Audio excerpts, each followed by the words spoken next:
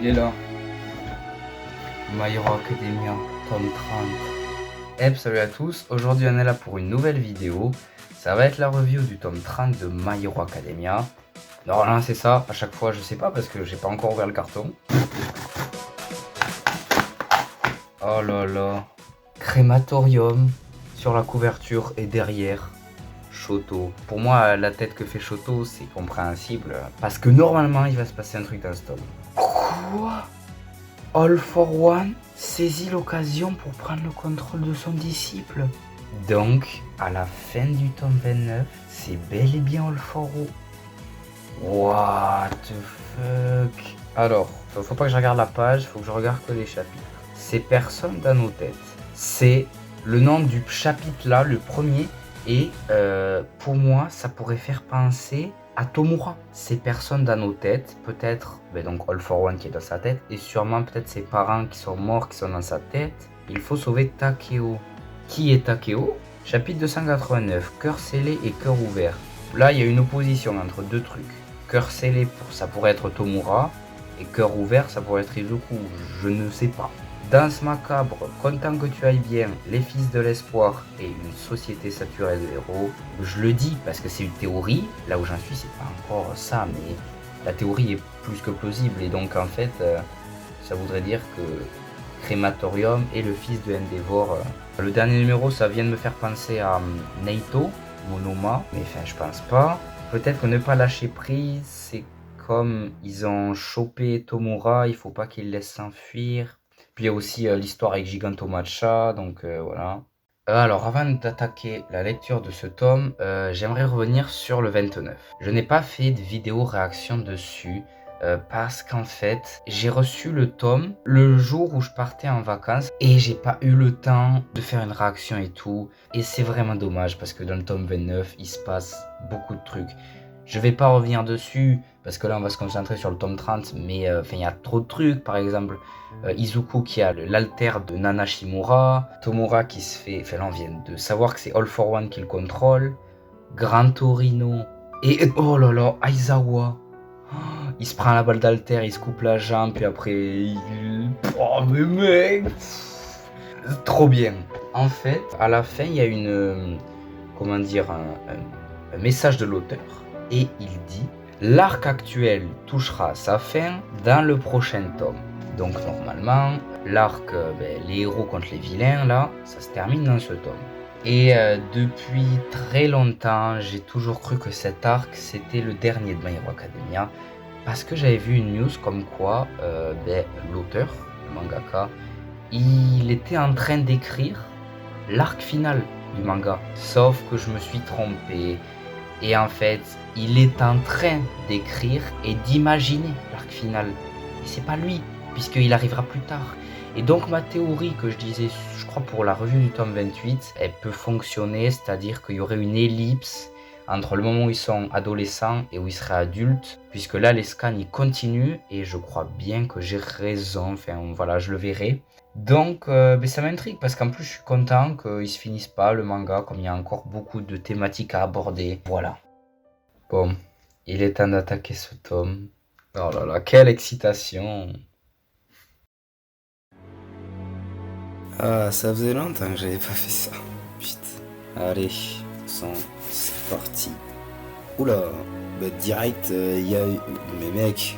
Oh ouais, non mais là, mais non mais c'est bon, mais il y a trop de trucs. À la base, c'était la couverture qui devait être sur le tome. Sauf que ça spoilait trop. Parce qu'on voit Endeavor et Shoto. Putain là.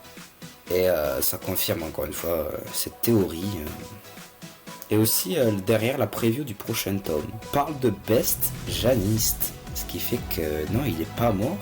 Et ma théorie là, comme quoi il a fusionné avec le sac que avait Hawk, elle est peut-être bonne. What? La tête de Izuku. Imaginez la prendre nouveau pouvoir maintenant.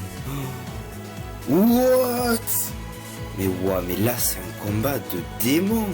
Ils sont tous les deux en rage. All for One. Oh mais les dessins sont magnifiques. Et comment All for One y fait pour utiliser un pouvoir alors qu'il est dans la prison, le Tartare, et surveillé. Oh putain, le retour de Gigantomatch. Oh, il va lui retirer le One for All. Mais oui, peut-être que le titre du chapitre, c'est personne dans nos têtes. Ça nous fait penser à Izuku et Tomura. Quelque chose me dit que peut-être qu'au final Tomura va se repentir, puisque même là, il a pas l'air d'être en accord avec ce que fait All for One. Je ne pensais pas te revoir All for One. Et surtout celui qu'elle veut revoir, c'est son petit-fils. Et voilà, ce monde, c'est à l'intérieur du One for All. Ouais, en fait, je sais pas s'il va se repentir Tomura, parce qu'en fait, il aime rien dans ce monde, même pas sa mamie. Putain, elle a raison, Himiko. C'est encore une fois un truc super intéressant, ça. Comme Jin, il n'était pas un humain normal, entre guillemets. Il n'était pas considéré comme un gentil. Il s'est fait tuer. Mais maintenant, Himiko dit est-ce qu'il ne méritait pas d'être considéré comme une vraie personne? Et du coup, c'est le cas avec tous les vilains. C'est pas leur faute s'ils en sont où ils sont. Et Crématorium aussi, c'est un exemple. On va le voir après, mais si la théorie est bonne et que Crématorium est le fils de Endeavor, c'est la faute de Endeavor, qui est un héros, si son fils est devenu comme ça. Donc, qui a le plus raison dans l'histoire, pour moi, c'est Himiko et certains vilains.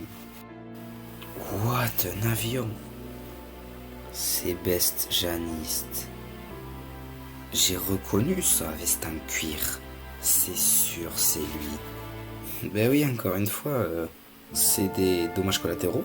Ils n'ont pas à payer pour les erreurs que font les héros. Ouais, mais il va y avoir une interaction entre Oshako et Himiko, c'est sûr. Ah, mais du coup, j'ai peur pour Himiko, là. Ah ouais. J'ai un peu peur pour elle. Ah, ça doit être lui, Takeo. Ça doit être son mari. Ouais, c'est ça, c'est lui.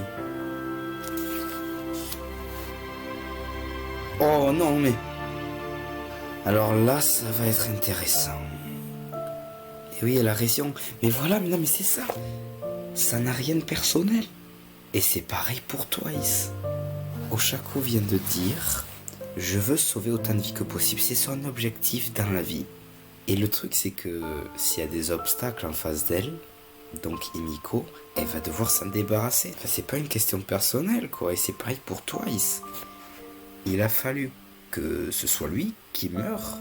Même si Ox aurait aimé l'éviter, il n'a pas pu. Et donc là, est-ce que ça va faire le même coup? Les trois personnages principaux qui sont là, quoi. Oh là là, mais comment ça va se finir cette histoire? Et puis lui qui se défait de l'emprise de All for One, mais je sais ce qu'il me reste à faire.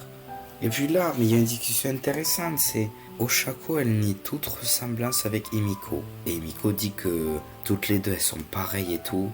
Et je suis plutôt de son côté, enfin, c'est aussi la caractéristique de son alter qui fait qu'elle est comme ça, donc c'est encore une fois pas sa faute, et c'est la société qui est comme ça, donc... Mais oui, c'est les mêmes, c'est vraiment les mêmes. Elles ont le même délire avec les sentiments, sauf que Oshako c'est pour Izuku, elle veut pas s'en faire maintenant, et Himiko, elle c'est 10 000 fois plus grave, parce que depuis qu'elle est enfant, on la rejette. Et je prends plutôt le parti d'Himiko pour cette fois-ci, là. Mais ça va être le bordel, là. Je n'arrive pas à avoir une issue où les héros gagnent, là. Oh, mais les dessins sont vraiment magnifiques. Oh non, merde. Dabi, il a acquis la télé. Il veut faire passer un message ou avouer la vérité. Oh, merde. Le monde entier va savoir ce qu'a fait Endeavor. Oh, c'est le gamin qui avait dit... regardez, c'est Endeavor. Oh là là, le regard de Endeavor. Le serviteur des étoiles, j'avais raison. C'est pour ça qu'il disait les flammes vont nous trucs en enfer. Ah, c'est Benjanis qui arrive là. Ils vont nous apprendre ce qui s'est passé avec lui. Il va ruiner Endeavor, mais complètement. Il est allé jusqu'à assassiner un héros besjaniste. Il est pas mort. Il est pas mort, c'est lui qui arrive en avion. Il a pas tort, hein. Et là, l'image, elle montre bien. Mais ouais, non, mais il y a que des héros. Partout, partout. Et sans eux, les civils sont pas grand-chose. Est-ce que ça va être appliqué? Je pense, parce que là, pour moi, c'est peut-être la fin de la société super-héroïque. Ok, donc là j'étais en train de faire le montage, je me suis rendu compte que c'est pas très clair. En fait, quand je dis ça, c'est que je parle que la société va peut-être appliquer ce que dit Crématorium, qu'il y aura donc plus trop de héros, enfin ça n'existera plus cette chose-là de classement, de meilleurs héros et tout. Et puis je pense que aussi, je l'ai pas dit, mais il y aura une grande partie de la population qui va se rallier aux côtés de Rodestro et tout, de leurs idéaux, d'utiliser librement leur alter. Je pense que vraiment il y a beaucoup de choses qui vont changer dans cette société. Oh, oh là là. Oh putain, j'ai eu peur. Mais je suis trop con. Le titre du chapitre, c'est pas les fils de l'espoir, c'est les fils de l'espoir. Et du coup, c'est besjaniste. Attends, mais what? Il les a tous immobilisés. Monsieur le porte est disparu. Et Jiré?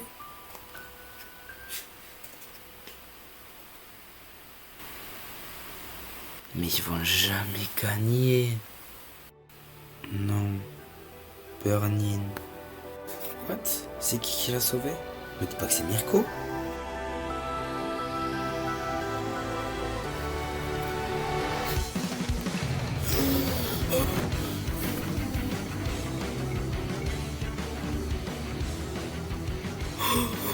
J'avais raison. Mais mec.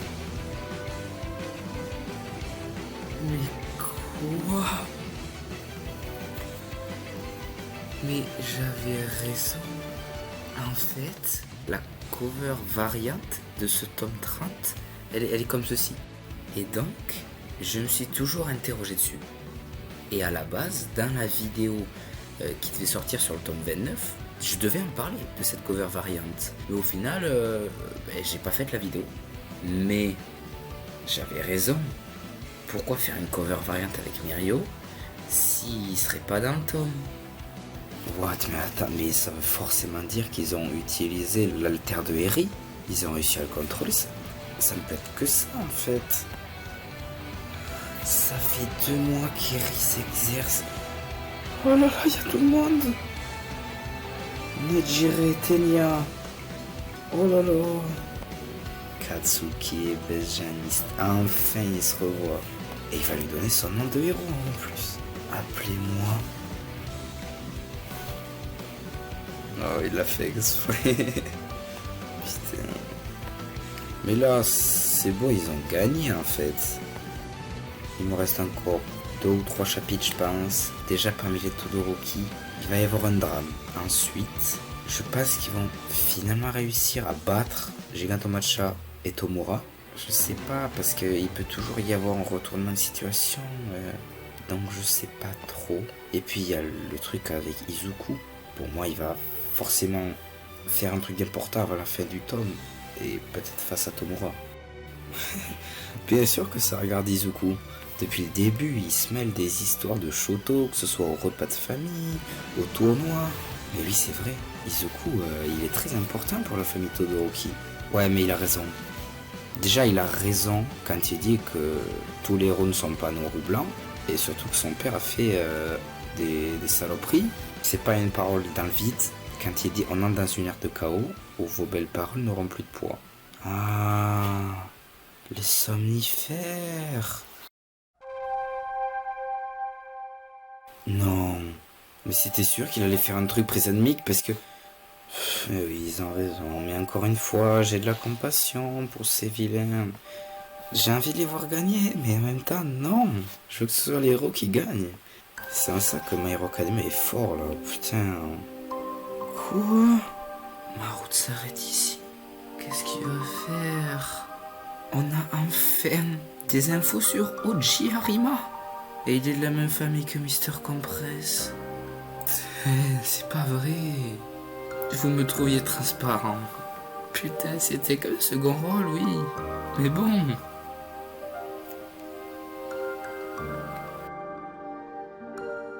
Dernier chapitre. Ne pas lâcher prise. Nouveau pouvoir. Oh là là. Donc ils vont vraiment partir? Je te jure de te sauver, ça va être ça. Comme Katsuki.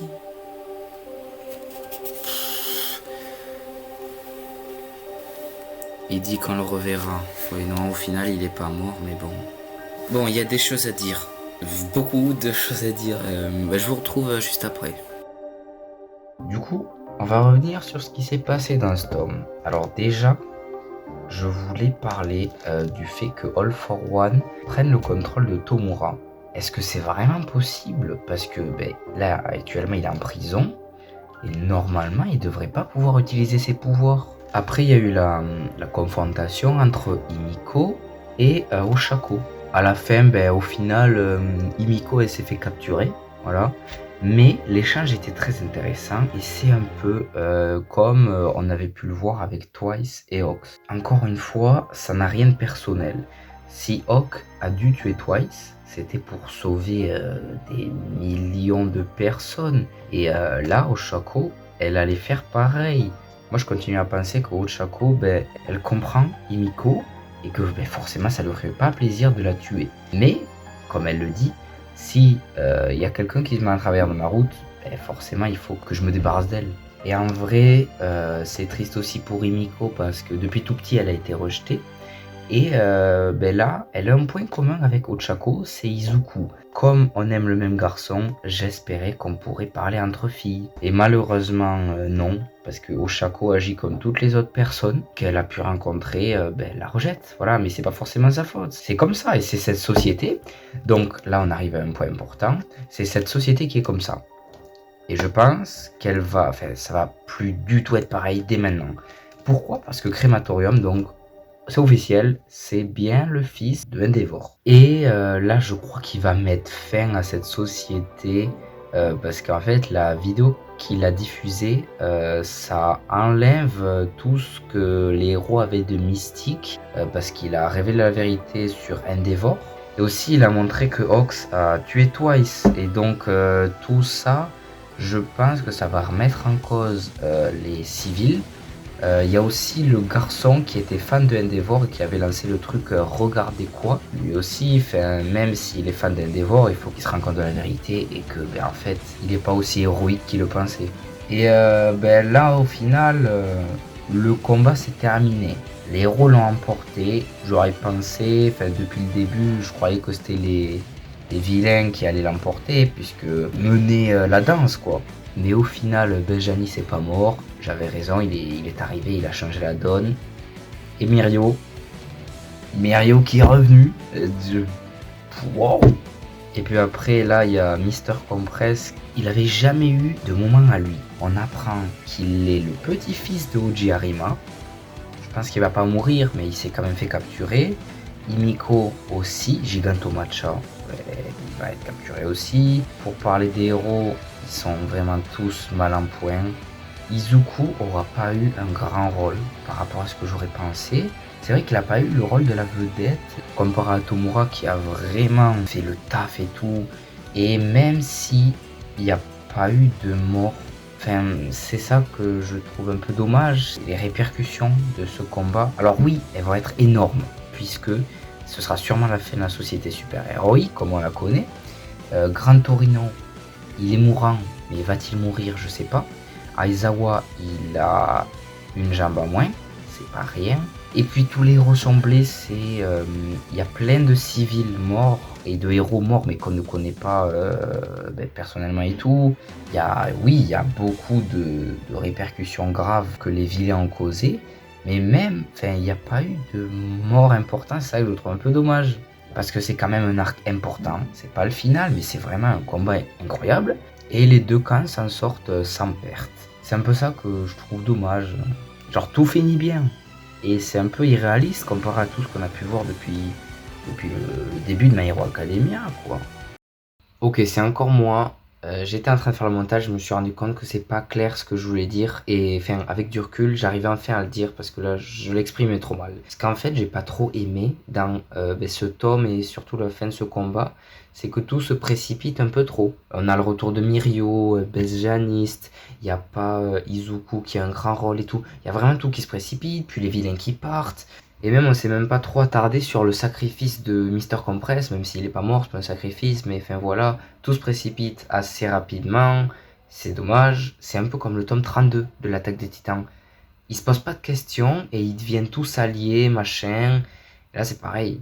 Et puis, ben, c'est un peu gros, enfin je sais pas, Mirio qui arrive pour sauver la situation, pareil avec Bejanist, c'est un peu comme un comics finalement, mais bon, c'est tout ça que je trouve dommage, alors que c'était quand même un arc génial. Ça n'empêche pas que je l'ai adoré, mais voilà, c'est ce que j'arrivais pas à trop dire, et là, voilà, je viens de le faire. Après, oui, c'était quand même un super tome, c'est grave bien écrit, les dialogues sont trop intéressants. À chaque page, il y a un truc, il y a un bon truc. Et puis, ben, en fait, on se rend compte que Tomura, il est un peu le pantin de All for One. Tomura a bien indiqué, même à sa grand-mère, que tout ce qu'il voulait c'était tout détruire. Donc une alliance avec les héros, je ne pense pas que ce se fera. Mais bon, on verra. Mais du coup là, pour la suite, je pense que le tome 31, ce sera donc les retombées du combat. Et en fait, il y aura l'ellipse dans le tome 31 parce que, enfin, il peut pas y avoir une dizaine de chapitres juste avec les conséquences et tout. Je pense que c'est trop. Et puis, si il y a une ellipse, on verra ce que la société est devenue. Normalement, une ellipse, les élèves ne seront plus au lycée. Enfin, ils seront grands et tout. On verra qu'ils auront monté des agences. Donc, ça va être vraiment intéressant. Et je pense que ce sera dans ce tome 31 qu'on le verra. Puisqu'encore une fois, je le répète, il y a beaucoup de thématiques qu'on peut explorer avec My Hero Academia. Par exemple, la singularité altérique, avec le fait que les nouveaux altères et les nouveaux enfants ont des altères de plus en plus incontrôlables. Là, à mon avis, ça semble confirmé, mais il y aura un retour de Overall. Enfin, pas forcément en tant que méchant, ça m'étonnerait, mais dans une prison. C'est possible que Eri et Mirio, ou alors juste Eri, puisqu'elle aura grandi, elle va enfin se rendre compte que tout le mal que lui a fait Overall, et elle va aller le voir et lui dire j'ai réussi à dompter mon pouvoir et tout. Enfin bon, ça risque d'être vraiment bien dans les prochains tomes. Et puis il y a eu la couverture du tome 31 qui est sortie, c'est celle-ci. On voit All Might et Izuku. Et donc à un moment ou un autre dans le tome, on aura des révélations sur le One for All, donc ouais, il tarde aussi pas mal. Du coup voilà, c'était la revue du tome 30 de My Hero Academia qui s'appelle Danse macabre avec Monsieur Crématorium. J'espère que cette revue vous a plu et du coup ciao.